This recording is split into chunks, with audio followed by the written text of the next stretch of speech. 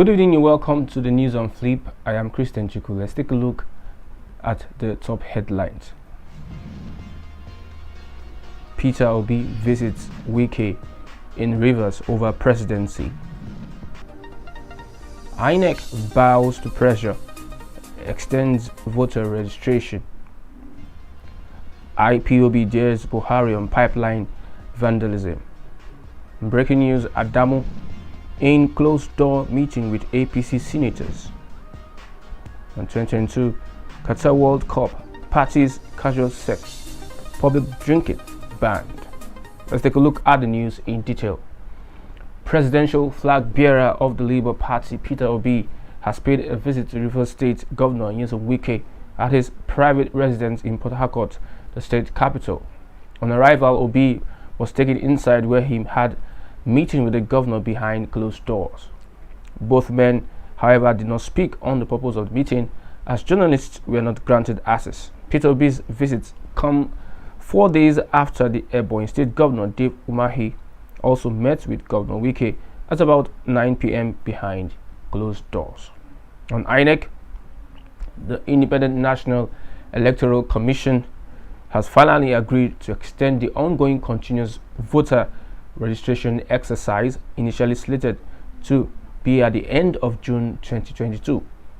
Chairman of the House of Representatives Committee on Electoral Matters, Honorable Aishatu Jibril Tuku, disclosed this while briefing fellow lawmakers on the committee's efforts to ensure implementation of a House resolution reached last week. The committee held a meeting with INEC Tuesday, and they agreed to extend the CVR to all resolutions were approved, she told members of the House at plenary on Wednesday. The House of Representatives had last Wednesday urged the INEC to extend the deadline for the continuous voter registration by an extra 60 days from June 30th, 2022 to enable more Nigerians to register. The House also called on the Commission to deploy additional staff and voter registration machines across the country to meet the objective. The Chairman House Committee on Media and Publicity, Honorable Benjamin Kalu, through a motion, had noted that the ongoing CVR by INEC was scheduled to end on June 30th ahead of the 2023 general elections.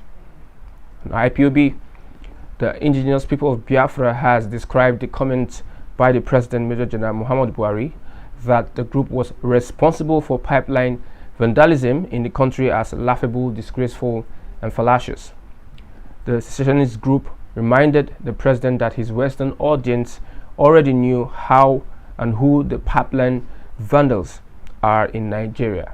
In a statement on Wednesday, IPOB's Media and Publicity Secretary Ima Powerful said for Buhari to tell the United States and other Western countries that IPOB was responsible for pipeline vandalism in the Niger Delta showed he was shallow-minded and uninformed on the goings of the country.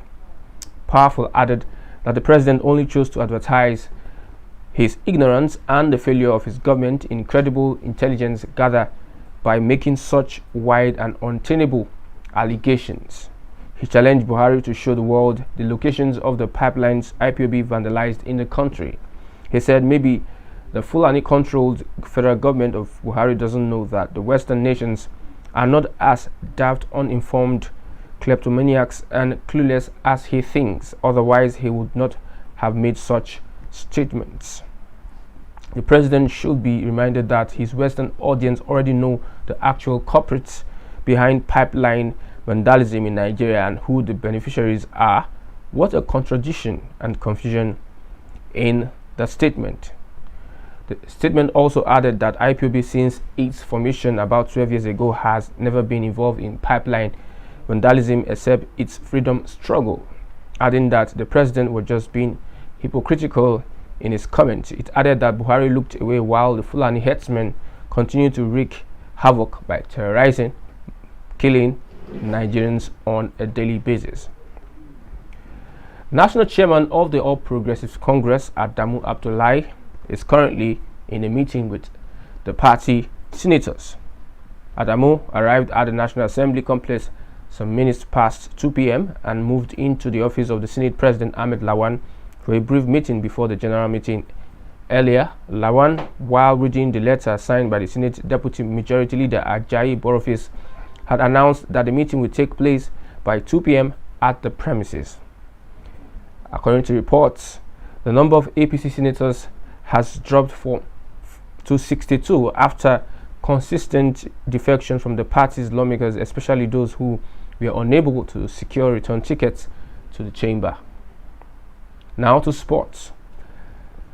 Parties and other social events that the biggest football tournament in the world is characterized by will be absent at the 2022 FIFA World Cup in Qatar, as the host country will enforce its ban on public drinking and casual sex. The state of Qatar has a long-standing ban on sex between unmarried couple and public consumption of alcohol, which is in line with its Sharia beliefs, and those who violate the ban face up to 7 years in prison. According to the Daily Star, the country plans to enforce the ban and not exclude foreign fans who will be in the country for the duration of the tournament. Sex is very much off the menu unless you're coming as a husband and wife team. There definitely will be no one-night stands at this tournament. There will be no partying at all. Everyone needs to keep their heads about them unless they want to risk being stuck in prison. There is essentially a sex ban in place at this year's World Cup for the first time ever. Fans need to be prepared, a police source added, was quoted as stating.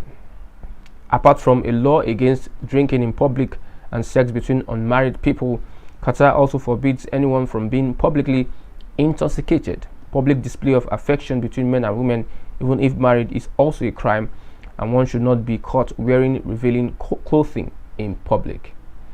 We've come to the end of the news. I am Christian Chiku. Bye for now. Thanks for watching.